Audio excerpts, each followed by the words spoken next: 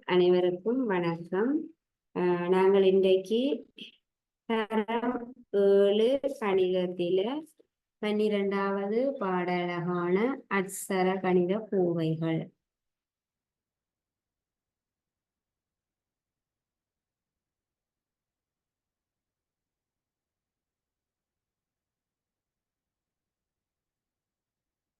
அட்சர கணித கோவைகள் என்கிற பாடத்தினுடைய தொடர்ச்சியை படிக்க இருக்கிறோம்.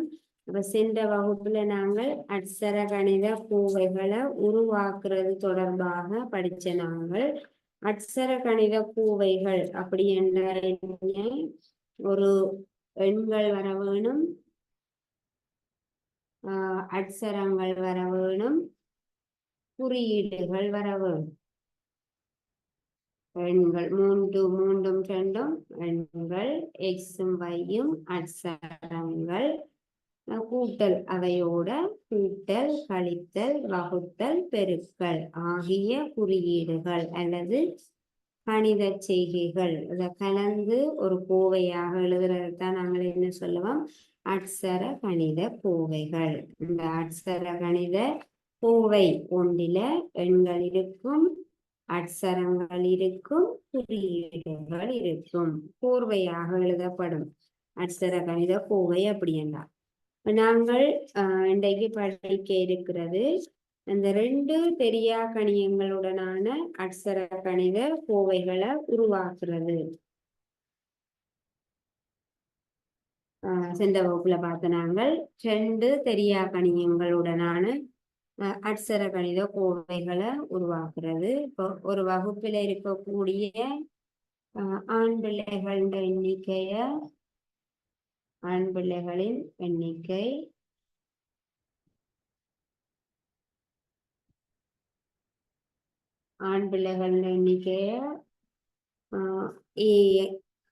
ஒரு வகுப்பில இருக்கக்கூடிய ஆண் பிள்ளைகளின் எண்ணிக்கை ஏ என்கிற தெரியா கணியத்தினால குறிக்கப்படுகிறது.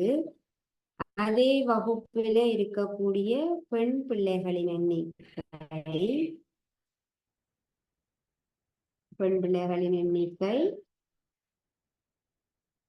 பி என்கிற தெரியா கணியத்தினால் குறிக்கப்படுகிறது. இப்போது இந்த வகுப்புல இருக்கக்கூடிய மொத்த பிள்ளைகளின் எண்ணிக்கைக்கான கோவை எப்படி இருக்கும்? வகுப்புல இருக்கக்கூடிய மொத்த பிள்ளைகளின் எண்ணிக்கை எப்படி இருக்கும்? ஒரு கோவையாக கிடைக்கும். என்ன மாதிரி? வகுப்புல இருக்கக்கூடிய மொத்த பிள்ளைகள் ரெண்டா ஆண் பிள்ளைகள் எண்ணிக்கையோட பெண் பிள்ளைகள் எண்ணிக்கையை கூட்டுவோம். ஆண் பிள்ளைகளின் எண்ணிக்கை ஏ, பெண் பிள்ளைகளின் எண்ணிக்கை பி.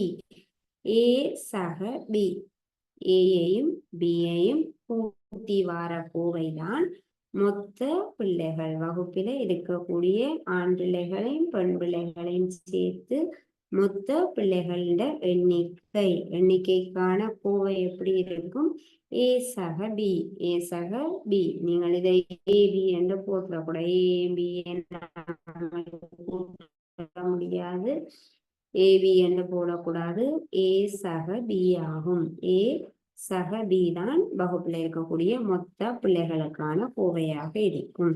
அப்ப இங்க எத்தனை அட்சரங்கள் வந்துருது, எத்தனை தெரியா கணியங்கள் வந்திருக்குது? 2 தெரியா கணியங்களுடனான கோவையாக இருக்குது. ஏ ஒரு தெரியா கணியம், பி ஒரு தெரியா கணியம். முதலாவது நாங்கள் ஒரு தெரியா கணியம் இருக்கிற மாதிரியான கோவை எழுதின நாங்கள். பிறகு 2 தெரியா கணியங்கள் வர மாதிரியான கோவையை செய்த நாங்கள். இனி ஒரு அட்சர கணித கோவையில இருக்கக்கூடிய உறுப்புகளை சுருக்குதல். இப்படி 2 ஒரே மாதிரியான தெரியா கணியங்கள் வரும்போது அந்த கோவையில இருக்கக்கூடிய உறுப்புகளை எவ்வாறு சுருக்கிறது?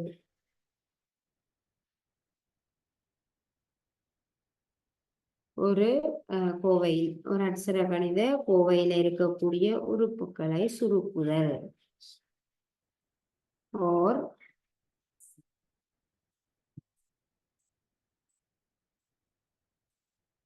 அட்சர கணித கோவையில் இருக்கும்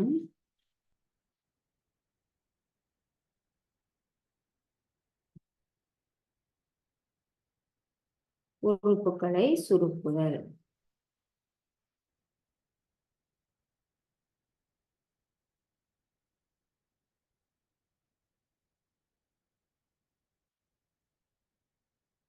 இப்ப 2, 3, 4 உறுப்புகள் ஒரு கோவையில வரும்போது அந்த கோவையில இருக்கக்கூடிய உறுப்புகளை நாங்கள் சுருக்கலாம்.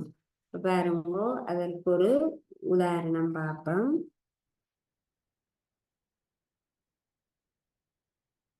இப்ப மாலா, கவிதா 2 பேரும் இருக்கிறாங்க. மாலா, கவிதா அவங்க வந்து ஒரு 2 பேரும்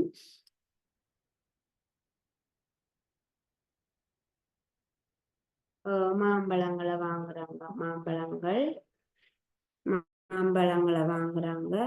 ஒரு மாம்பழத்தின் விலை ரூபாய் X. ஒரு மாம்பழத்தின் விலை ரூபாய் X இருக்கிற மாதிரி மாலா 5 மாம்பழங்களை வாங்குறா. ஒரு மாம்பழத்தின் விலை ரூபாய் X. இப்ப மாலா 5 மாம்பழங்களை வாங்குறா. ஒரு பழத்தின் விலை ரூபாய் X. மாலா 5 பழங்களை வாங்கினா கோவை என்னவாக இருக்கும்? 5X ஆக இருக்கும். ஒரு பழத்தின் விலை ரூபாய் X. மாலா 5 மாம்பழங்களை வாங்குறா. 5 பழங்களினுடைய விலைக்கான கோவை 5X. ஒரு பழம் ரூபாய் X என்றால் 5 பழங்கள் 5X ரூபாய். கவிதா வாங்குறா. கவிதா 6 பழங்களை வாங்குறா. அப்ப ஒரு பழத்தின் விலை ரூபாய் X.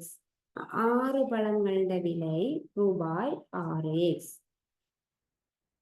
மாலா வாங்குற 5 மாம்பழங்களோட விலை ரூபாய் 5X ஆக இருக்குது.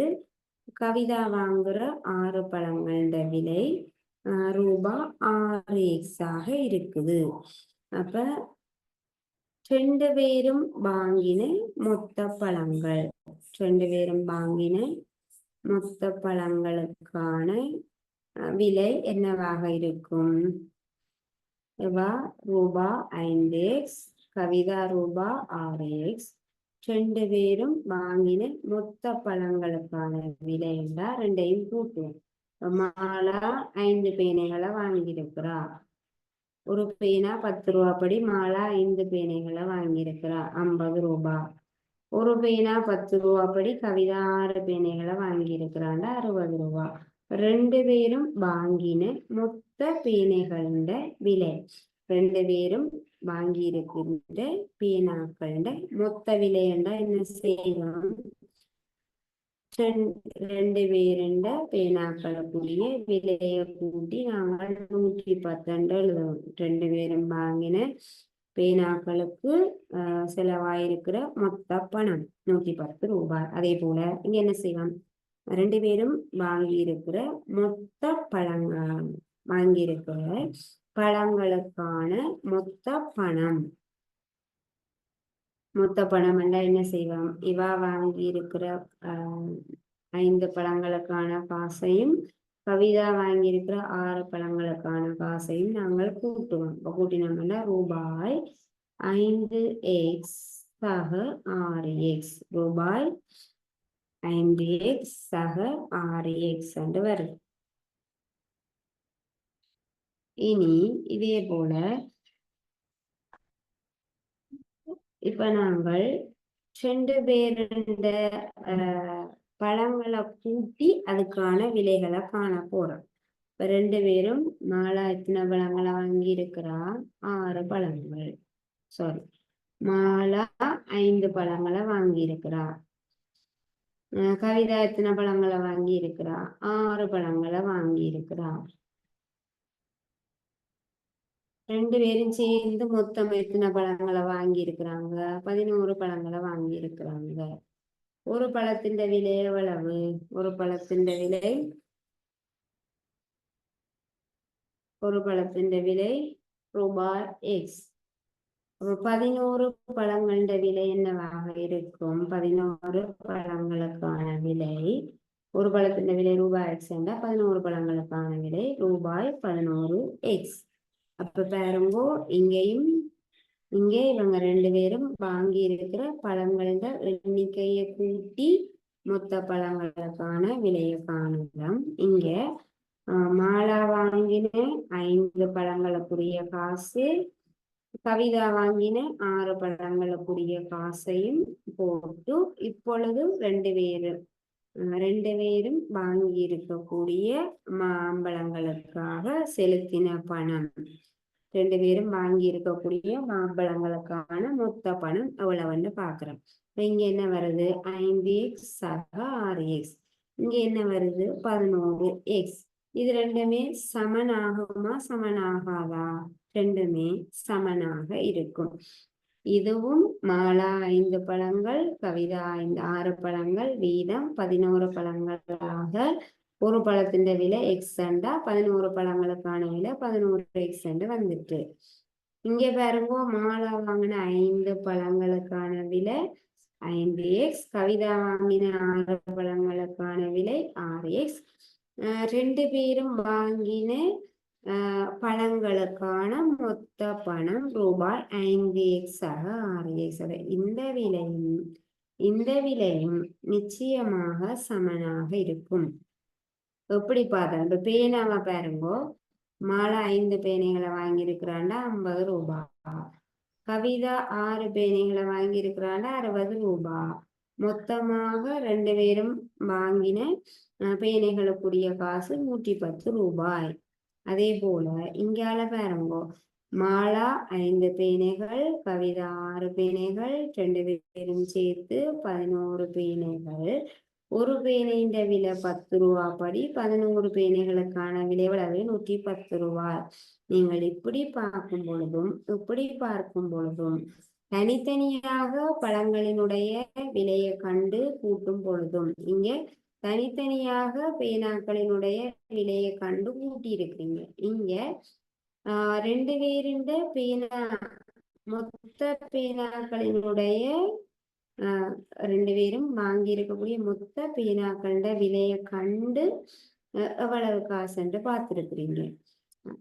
இது ரெண்டும் சமனாக வருது. அதே போல இங்க ஒப்பிட்டு பாருங்க, தனித்தனியாக இவர்கள் வாங்கின பழங்களினுடைய விலைகளை கூட்டும் போதும் மொத்தமாக இவர்கள் வாங்கின பழங்கள எண்ணிக்கையை எடுத்து ஒரு பழத்தின் விலையை வச்சு கொண்டு 11 பழத்தின் விலையை காணும் போது வார பெருமானமும் கண்டிப்பாக சமனாக இருக்கும். இதே போல இதுவும் சமனாக இருக்கும். ஆகவே இதுல இருந்து நாங்கள் ஒரு முடிவுக்கு வாரோம். இங்க என்ன, இந்த 5x இந்த 5x இந்த 5x சக 6x, 5x சக 6x கூட்டுத்தொகையானது 11x சமனானது ஆகும். 5x இதுவும் நிச்சயமாக சமன். ஆகவே 5x 6x கூட்டும் பொழுது என்ன கிடைக்கிறது என்றால் 11x கிடைக்கிறது. அப்ப இதுல இருந்து நாங்கள் எதை அவதானிக்கிறோம் அப்படி என்றா 5x சக 6x, 5x 6x கூட்டும் பொழுது 11x கிடைக்கிறது. என்னென்னு கிடைக்குது? 5ஐயும் 6ஐயும் கூட்டி பாருங்க, 11x. இங்கேயும் x இருக்கு, இங்கேயும் x இருக்கு. ஆகவே இங்கேயும் x வந்திருக்குது. அப்ப இதுல இருந்து இவ்வாறான ஒரே மாதிரியான தெரியா கணியத்தை கொண்ட உறுப்புகளை நாங்கள் என்ன சொல்றோம்? நிகர்த்த உறுப்புகள். அப்படி என்றால் என்ன? ஒரே தெரியா கணியத்தை கொண்ட உறுப்புகள். ஒரே தெரியா கணியம், இங்கேயும் x இருக்கு, இங்கேயும் x இருக்கு. 4a 7a ஒரே தெரியா கணியத்தை கொண்ட உறுப்புகள்.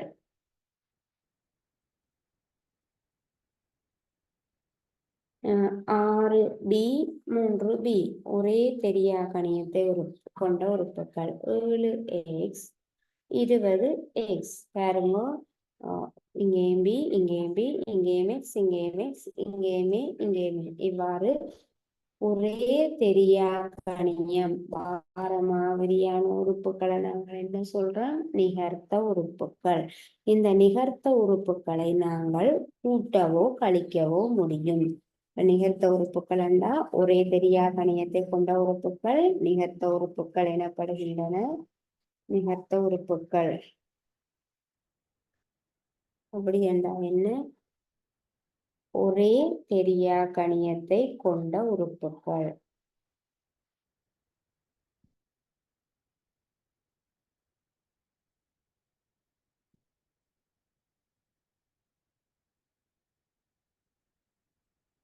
ஒரே தெரியா கணியத்தை கொண்ட உறுப்புகள் நிகர்த்த உறுப்புகள் எனப்படும். இதை நீங்கள் எழுதலாம். ஒரே தெரியா கணியத்தை கொண்ட உறுப்புகள் நிகர்த்த உறுப்புகள் எனப்படும். நிகர்த்த உறுப்புகளை கூட்டவோ கழிக்கவோ முடியும்.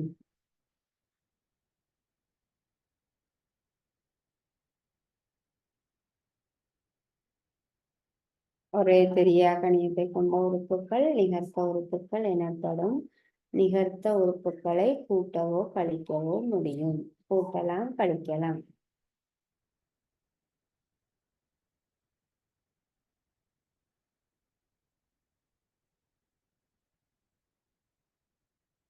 கூட்டவோ கழிக்கவோ முடியும்.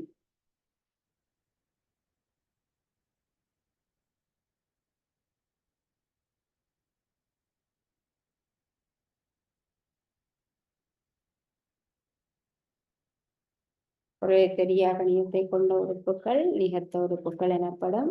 நிகர்த்த உறுப்புகளை கூட்டவோ கழிக்கவோ முடியும். உதாரணம் எழுதி கொள்ளுங்க.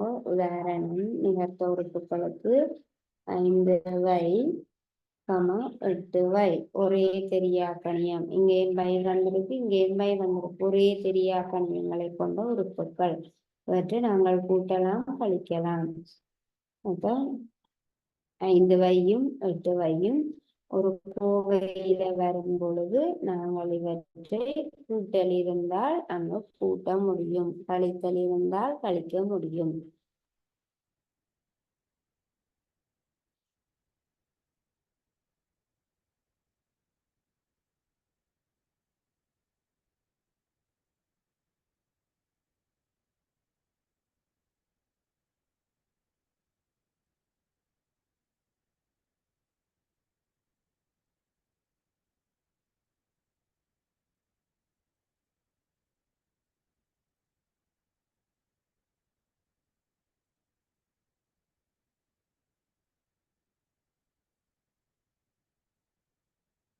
ஒரு கேள்வி வருது, சுருக்குக. 4a சக 7a. ஒரு கேள்வி எழுதுறோம். 4a சக 7a. பாருங்க, 4 இங்க வந்திருக்கிற தெரியா கணியம் ஏ, இதுல வந்திருக்கிற தெரியா கணியம் ஏ. ஒரே தெரியா கணியத்தை கொண்ட உறுப்புகளுக்கு என்ன பெயர்? நிகர்த்த உறுப்புகள்.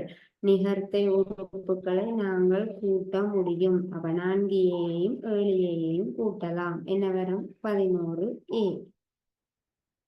4a-யையும் 7a-யையும் கூட்ட முடியும். கூட்டினீங்கன்னா ஏ அப்படியே வரும். 7-யும் 4-யும் மட்டும் கூட்டினீங்கன்னா சரி 11a. அந்த வெள்ளன அந்த மாம்பழ கேள்வியில 5x-ஐயும் 5x-ஐயும் 6x-ஐயும் கூட்டும் போது என்ன வந்தது? 11x வந்தது. இங்கேயும் என்ன நடந்திருக்கு? இவை ரெண்டும் கூட்டப்பட்டிருக்குது. x அப்படியே வர எண்களை மட்டும் கூட்டலாம். 4a-யையும் 7a-யையும் கூட்டினீங்கன்னா 11a. ஏ அப்படியே இருக்க பக்கத்துல இருக்கிற எண்களை மட்டும் நாங்கள் கூட்டுவோம்.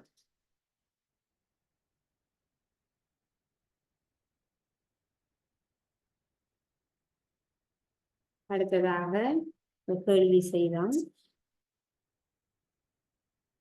இரண்டாவதாக சுருக்குக.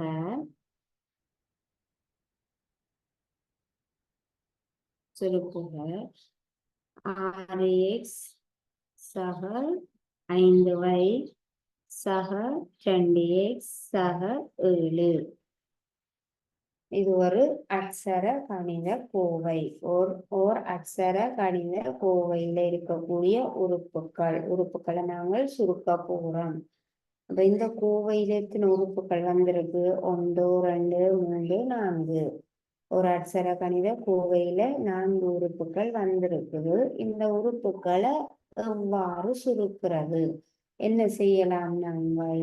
இந்த கோவையில பாருங்கோ, நாங்கள் செய்ய வேண்டியது, இந்த கோவையில நிகர்த்த உறுப்புகள் வந்திருக்குதா?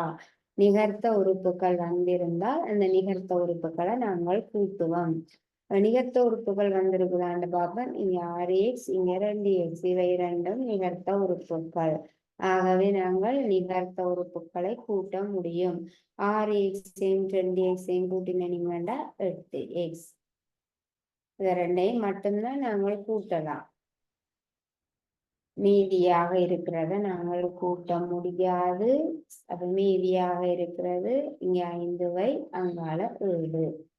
வையும் இங்க x இருக்கு, இங்க y இருக்குது. வேற வேற பெரிய கணியங்களை கொண்ட உறுப்புகளை என்ன பேர் சொல்லுவோம்? நிகரா உறுப்புகள் என்று சொல்லுவோம். நிகர்த்த உறுப்புகள் மாதிரியே நிகராக உறுப்புகள். நிகராக உறுப்புகள் என்றால் x சக 3y.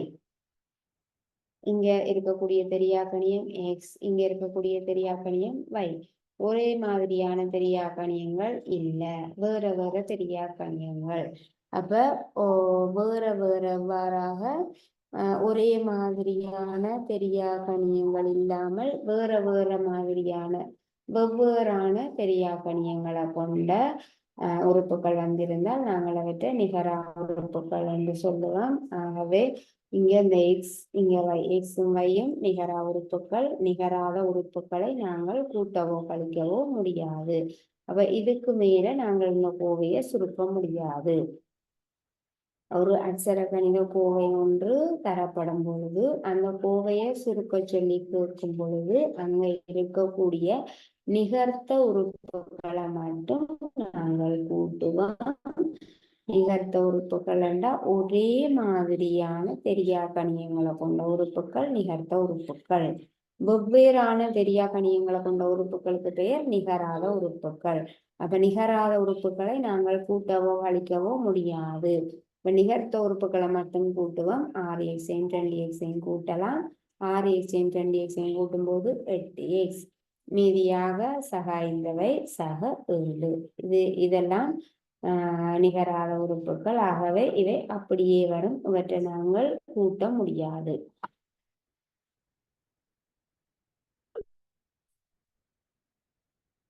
இனி அடுத்ததாக இன்னும் ஒரு கேள்வி. மூன்றாவதாக 5p சக 3q சக 2p சக 4q. இவ்வாறு ஒரு கோவை தரப்படுகிறது. 5p 3q 2p 4q. அப்ப நாங்கள் ஒரு கோவையை சுருக்கும் பொழுது என்ன செய்ய வேணும்? அங்க நிகர்த்த உறுப்புகள் வந்திருக்குதான்னு பார்க்க வேணும்.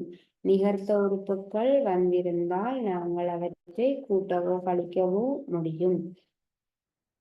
அப்ப இங்க இருக்கக்கூடிய நிகர்த்த உறுப்புகளை பார்ப்போம். நிகர்த்த உறுப்புகள் என்றா என்ன? ஒரே தெரியா கணியத்தை கொண்ட உறுப்புகள். இதுல பாருங்க 5p இருக்குது, இங்க 2p இருக்குது.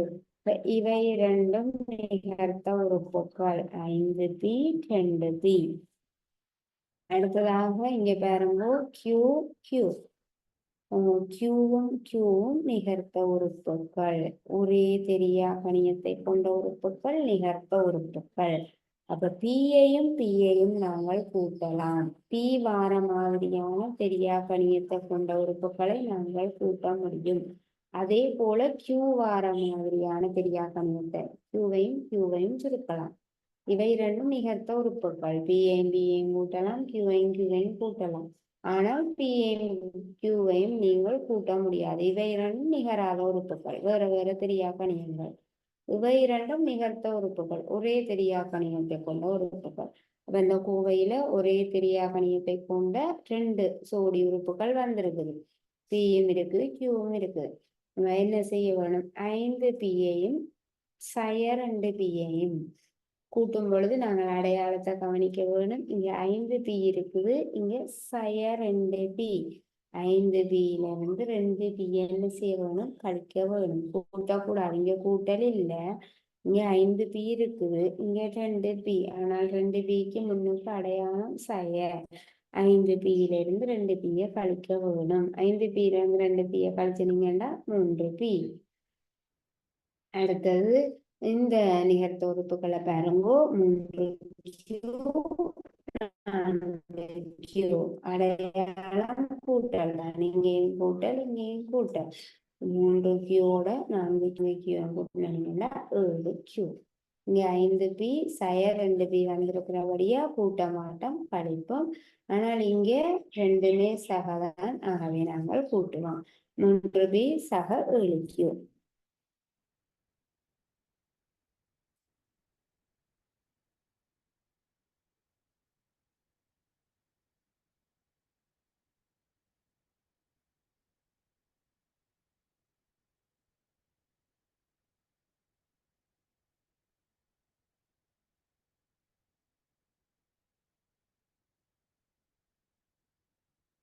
இதை நீங்கள் இல்லாட்டி பக்கத்துல எழுதியும் போடலாம். 5 பிக்கு விட்ட 2 பியை கொண்டு வாங்கோ. கொண்டு வரும்போது அடையாளத்தோட சேர்த்து கொண்டு வாங்கோ. 2 பி. கியூவுக்கு கிட்ட கியூவை கொண்டு வாங்கோ. 3 கியூ சக 2 கியூ. நிகர்த்த உறுப்புகளை பக்கத்துல எழுதி இருக்கிறீங்க. 5 பி 2 பி. ஆனா 2 பி நீங்கள் உறுப்புகளை இடமாற்றும் போது அடையாளத்தோட சேர்த்து மாற்ற வேணும், குறிகளோட சேர்த்து மாற்ற வேணும். 5 பி 2 பி இங்க கொண்டு வாரீங்க. 2 பி முன்னுக்கு இருக்கிற அடையாளம் ஆகவே 2 பி ஆக வரும். அடுத்ததாக 3 கியூக்கு பக்கத்துல 4 கியூவை கொண்டு வருவீங்க. 4 கியூ 3 கியூ சக 4 கியூ. ஆகவே 3 கியூ கூட்டல் 4 கியூ. இப்படி பக்கத்துல எழுதிட்டு நீங்கள் கூட்ட முடியும். நிகர்த்த உறுப்புகளை பக்கத்துல எழுதின பிறகு கூட்ட முடியும். 5 பி 5 பில இருந்து 2 பி. 5 பி கழித்தல் 2 பி கழிக்க வேணும். 3 பி. 3 கியூ கூட்டல் 4 கியூ. 3 4 7 கியூ. எழுதி கொள்ளுங்க.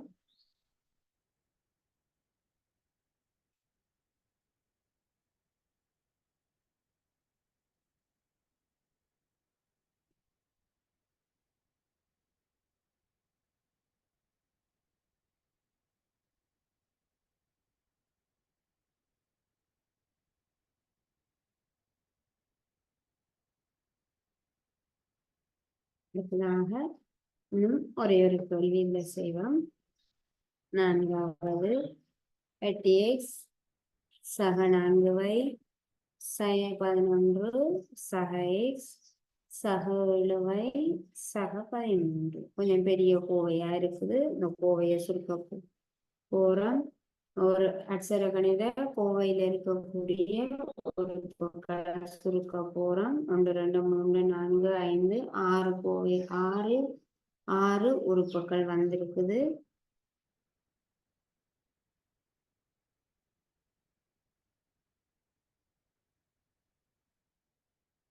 என்ன செய்வோம்? அங்க இருக்கக்கூடிய நிகர்த்த உறுப்புகளை நாங்கள் கவனிப்போம். ஒரே தெரியா கணியங்களை கொண்ட உறுப்புகள் இங்க எம்எக்ஸ் இருக்கு, இங்க எம்எக்ஸ் இருக்கு. ரெண்டையும் பக்கத்துல எழுதுவோம். 8x 2 உறுப்புகளை இடம் மாற்றும் பொழுது இந்த உறுப்பை இங்க நீங்கள் 8x கிட்ட எக்ஸ கொண்டு வர போறீங்க. உறுப்புகளை ஒரு கோவையில இருக்கக்கூடிய உறுப்புகளை இடம் மாற்றும் போது பக்கத்துல இருக்கக்கூடிய குறிகளோட சேர்த்து மாற்ற வேணும். பக்கத்துல இருக்கக்கூடிய அடையாளத்தோட சேர்த்து மாற்ற வேணும். எக்ஸ் எக்ஸுக்கு பக்கத்துல என்ன அடையாளம் இருக்கு? சக எக்ஸ். ஆகவே சக எக்ஸ். அப்ப ரெண்டையும் பக்கத்துல எழுதிட்டீங்க. நிகர்த்த உறுப்புகள் எக்ஸ் வார மாதிரியான தெரியா கணியத்தை கொண்ட நிகர்த்த உறுப்புகளை பக்கத்துல எழுதிட்டீங்க. இனி அடுத்ததாக வைய பார்ப்போம். இங்கேயும் வை இங்கேயும் வை. இவை ரெண்டையும் நாங்கள் பக்கத்துல எழுதலாம். ஆனால் உறுப்புகளை இடம் மாற்றும் போது குறிகளோட சேர்த்து மாற்ற வேணும். இங்க இருக்கிறது 4y இங்க இருக்கிறது சக 7y. வையம் எழுதிட்டோம், எக்ஸையும் எழுதிட்டோம், வையம் எழுதிட்டோம். இனி பாருங்கோ, இவை இரண்டும் எண்கள். சய 11 சக 13. 11ஐயும் மறை 11ஐயும் நேர் 13ஐயும் எழுதுவோம். குறியோட சேர்த்து மாற்றுவோம். மறை 11 நேர் 13. இனி நாங்கள் இவற்றை கூட்டலாம். நிகர்த்த உறுப்புகளை கூட்டுவதற்கு வசதியாக பக்கத்துல எழுதியிருக்கிறோம். 8x சக x. 8xோட இன்னும் ஒரு x கூட்டுறீங்க. 8xோட ஒரு x கூட்டினீங்கன்னா என்ன வரும்? 9x. 8xும் ஒரு xும் கூட்டினீங்கன்னா 9x. இங்க பாருங்க, மறை 4y நேர் 7y. மறை 4 நேர் 7. ஒரே அடையாளங்கள் கூட்டப்படும், வெவ்வேறு அடையாளங்கள் கழிக்கப்படும். ஒரே அடையாளம் இருந்தா கூட்டுவோம், வெவ்வேறு அடையாளம் இருந்தா கழிப்போம். கழிக்கும் பொழுது நாங்கள் திசை கொண்ட எண்களை கழிக்கும் போது என்னென்ன கழிச்ச நாங்கள் பெரிய எண்ணிலிருந்து சிறிய எண்ணை கழிக்கிற மாதிரி பெரிய எண்ணெய் கொண்ட உறுப்பிலிருந்து சிறிய எண்ணெய் கொண்ட உறுப்பை கழிப்போம்.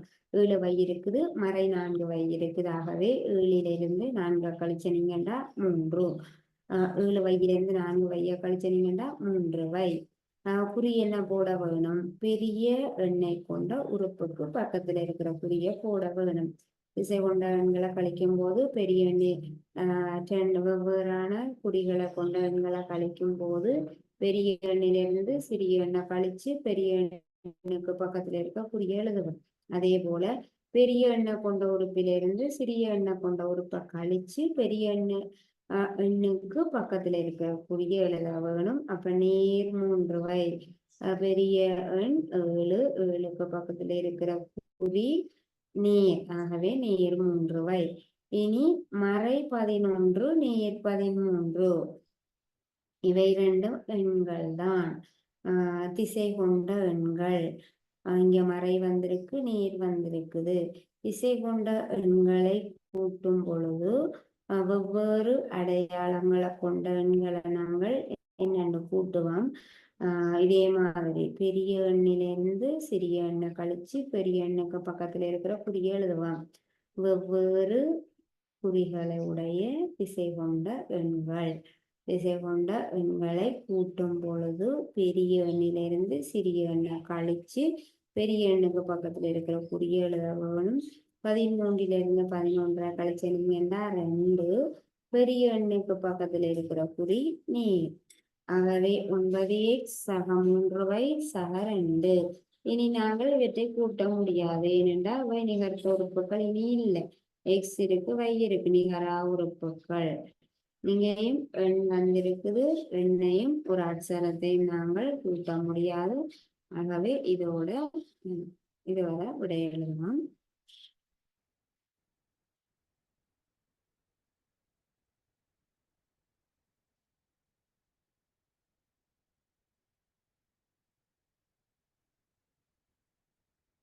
அடுத்ததாக எழுதி கொள்ளுவோம். இறுதியாக நம்ம பாடத்துல பிரதியீடு. பிரதியிட ஒரு அட்சர கணித கோவை ஒன்றின் ஒவ்வொரு பெரியா கணியத்துக்கும் பெருமானங்களை பிரதியிடல். ஒரு கோவை ஒன்றில பெருமானங்களை எவ்வாறு பிரதியிடுறது பாருங்க. பிரதியிடுதல் அப்படி என்றா என்ன? இந்த அட்சரத்துக்கு பதிலாக ஒரு பெருமானத்தை இடுதல். பிரதியிடல் நாங்கள் ஏற்கனவே படிச்சிருக்கிறோம். ஒரு கோவையில் உள்ள ஒரு கோவை இருக்குது, 3 ஒரு கோவையில் உள்ள உறுப்புக்கு பதிலாக ஒரு கோவையில் உள்ள அட்சரத்துக்கு, ஒரு கோவையில் உள்ள தெரியா கணியத்துக்கு பதிலாக ஒரு பெருமானத்தை பிரதியிடுவது. ஏக்கு நாங்கள் 2 பிரதியிட போகிறோம். a சமன் 2 ஆகும் போது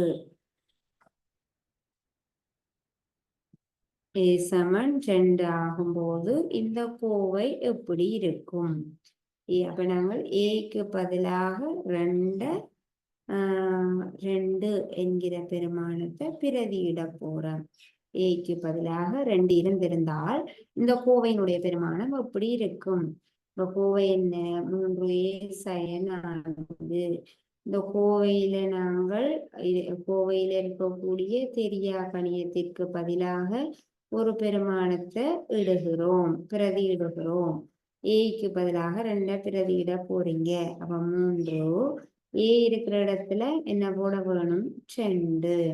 3மேயும் அப்படி இருக்கும், பெருக்கமாக இருக்கும். ஆகவே 3 தர ஏ, ஏக்கு பதிலாக 2 எழுதுறோம். 3மேயும் பெருக்கப்பட்டு கொண்டிருக்குது. ஒரு மாம்பழத்தின் விலை ஏ என்றா 3 மாம்பழங்களின் விலை என்ன எழுதுவோம்? 3a. அப்ப அங்க 3மேயும் என்ன செய்யும்? பெருக்கமாக இருக்கும். ஆகவே ஒரு அட்சரமும் ஒரு எண்ணும் பக்கத்துல இருக்கண்டா அவ 2க்கும் இடையில அடையாளம் என்ன? பெருக்கல். ஆகவே 3 ஏக்கு பதிலாக 2 பிரதியிடம் sin 4. பெருக்கல் இருக்குது, கழித்தல் இருக்குது. முதலாவதாக நாங்கள் ஆற செய்ய வேணும்? பெருக்கலை செய்ய வேணும். 3 தர 2 6. 6 sin 4. 6ல இருந்து 4 கழியும்போது 2. ஆகவே இந்த கோவையில ஏக்கு பதிலாக 2 பிரதியிடும் போது இந்த கோவையினுடைய பெருமானம் என்னவாக இருக்குது? 2ஆக இருக்குது. பிரதியிடலண்டா ஒரு கோவையில இருக்கக்கூடிய பெரியா கணியத்திற்கு பதிலாக ஒரு பெருமானத்தை இடுவது. ஒரு பெருமானத்தை இட்டு அந்த கோவையினுடைய பெருமானத்தை கண்டுபிடிக்கிறது தான் பிரதியிடல்.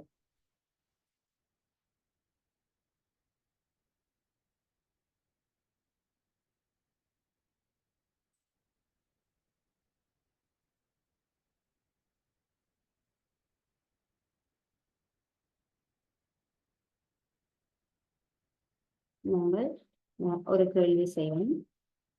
கேள்வி மாதிரி முதலாவது கேள்வி, x சமன் 3 ஆகும்போது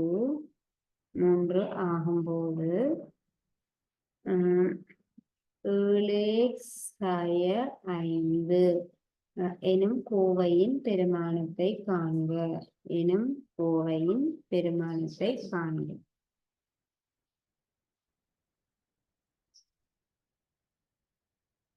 கோவையின் பெருமானத்தை காண்க. கேள்வி எழுதுங்க.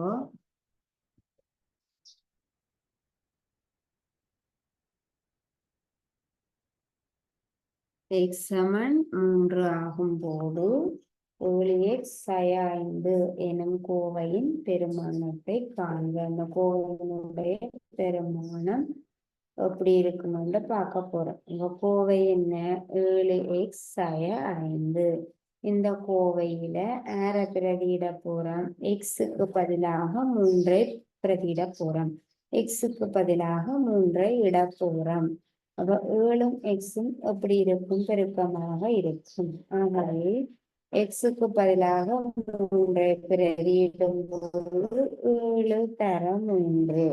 7x 7ஓட x பெருக்கப்பட்டு கொண்டிருக்கு. x-க்கு பதிலாக 3 பிரதியிடலாம். 7 தர 3 சய 5. மீதியை அப்படி கோவைய அப்படியே எழுதுறோம். ஆனால் அங்க இருக்கிற x-க்கு பதிலாக 3ஐ இடுகிறோம், 3ஐ பிரதியிடுகிறோம். 7 தர 3 சய 5. 7ஐயும் 3ஐயும் பெருக்கின நீங்க வேண்டாம் 21 சய 5. 21லிருந்து 5 கழிச்ச நீங்க வேண்டாம் 16. பெருக்கல் கூட்டல் கழித்தல் எல்லாம் வரும்போது, பெருக்களும் கழித்தலும் வரும்போது முதலாவதாக செய்ய வேண்டியது பெருக்கலை. பெருக்களும் கூட்டலும் வரும்போது முதலாவதாக செய்ய வேண்டியது பெருக்கலை. 3லிருந்து 5 கழிச்சு போட்டு 7ஓட பெருக்கக்கூடாது. 7 முதலாவது பெருக்கலை செய்வோம், பிறகுதான் நாங்கள் கழித்தலை செய்வோம். 7ஐயும் 3ஐயும் பெருக்கின மாட்டா 21. 21 5 கழிச்ச மாட்டா 16.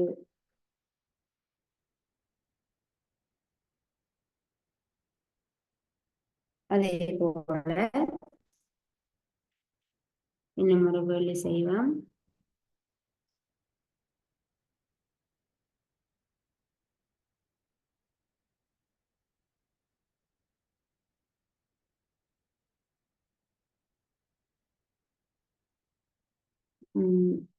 அடுத்த கேள்வி 2வது 6x sin 4 எனும் கோவையில்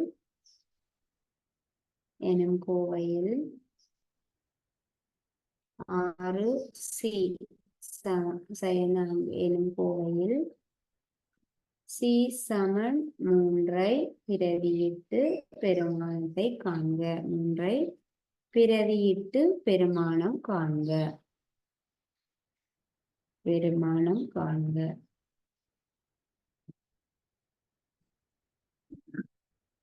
6c sin 4 எனும் கோவையில cக்கு பதிலாக 3ஐ பிரதியிட போறோம். முதலாவதாக கோவை எழுதுவோம். 6c sin 4 cக்கு பதிலாக அரை பிரதியிட வேணும் 3ஐ.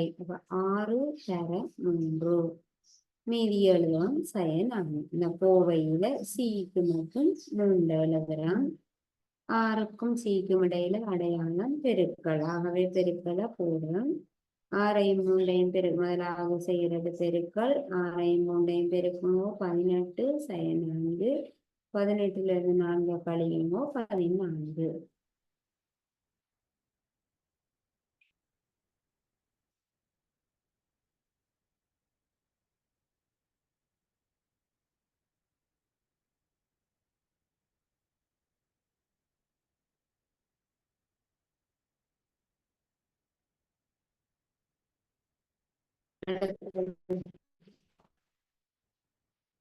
அடுத்ததாக 2 பெரியாக்கணியங்களுக்காக பெருமானங்களை பிரதியிடுவோம். a சமன் 4 b சமன் 1 ஆகும்போது 2 பெரியாக்கணியங்களுக்கு பெருமானங்கள் தந்திருக்குது. a சமன் 4 b சமன் 1 ஆகும்போது 4x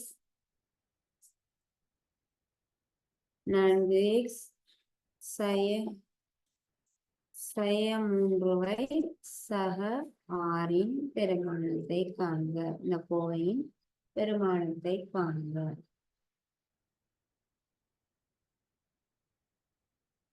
ஒரு கோவை தரப்பட்டிருக்குது. இந்த கோவையில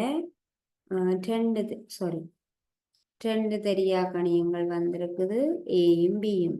a b ஏக்கு 4 பிரதியிடணும். பிக்கு 1 பிரதியிட்டு இந்த கோவையினுடைய பெருமானத்தை காண போறோம். கோவை எழுதுவோம். 4a sin 3b சக 6. கோவையில ஏக்கு 4ம் பிக்கு 1ஐயும் பிரதியிடுவோம். கோவை எழுதி இருக்கிறோம். ஏக்கு பதிலாக 4. அப்ப 4 தர 4 சய பிக்கு பதிலாக 1 3 பிக்கு பதிலாக 1 3 தர 1 சக 6.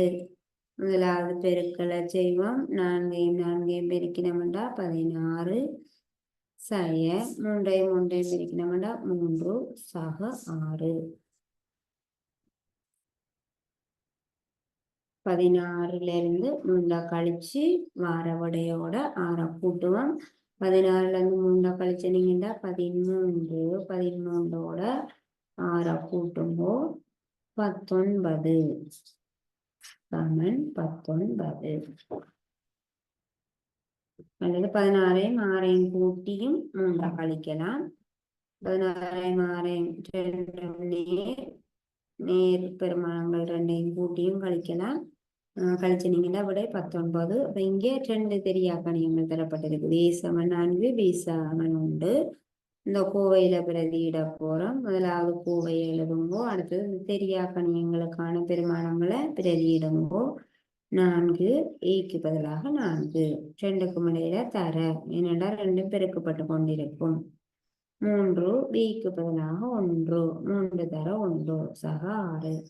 4ஐயும் 4ஐயும் பெருக்கினோம்னா 16 3 தர 1 3 முன்னுக்கு சய இருக்குது. ஆகவே சய சக 6. 16ல இருந்து 3 கழிச்சோம்னா 13 13ஓட 6 கூட்டோமா 19. பிள்ளைகள் நாங்கள் இதோட அடித்தர கணித கோவைகள் என்கிற பாடமானது நிறைவுக்கு வருது. இந்த கோவையில நாங்கள் அடித்தர கணித கோவையை சுருக்கும் பொழுது அந்த நிகர்த்த உறுப்புகளை கூட்ட வேணும். நிகராக உறுப்புகளை கூட்டவோ கழிக்கவோ முடியாது. நிகர்த்த உறுப்புகளை கூட்டவோ கழிக்கவோ முடியும் என்பதை ஞாபகத்துல வச்சுக்கொண்டு அடுத்ததாக பிரதியிட்டு பெருமானம் காண்கிற மாதிரியான கேள்விகளையும் செய்து நாங்கள் இதோட நாங்கள் இந்த வகுப்பை நிறைவு செய்து கொள்ளுவோம். மீண்டும் அடுத்த வகுப்புல சந்திப்போம். தேங்க்யூ பிள்ளைகள்.